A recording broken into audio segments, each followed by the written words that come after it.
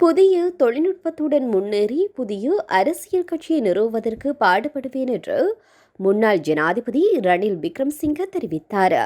இந்த ஆண்டு உள்ளூராட்சி மன்ற தேர்தலில் வெற்றி பெற்ற ஐக்கிய தேசிய கட்சியினுடைய பிரதிநிதிகள் குழுவில் உரையாற்றும் போது அவர் தெரிவித்தார்.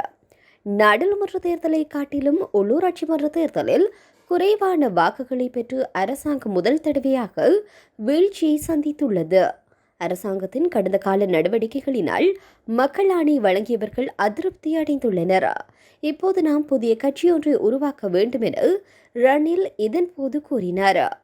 உள்ளூராட்சி நிறுவனங்களுடைய பிரதிநிதிகளாக புதிய உறுப்பினர்கள் கட்சிக்காக ரணில் விக்ரமசிங்க முன்னிலையில் பதவியேற்றனர்.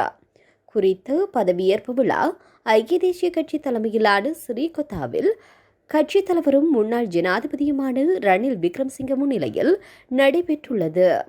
முன்னணி கட்சி ஆர்வலர்கள் உட்பட ஒரு குழு மக்கள் இந்த நிகழ்வில் கலந்து கொண்டமை குறிப்பிடத்தக்கது.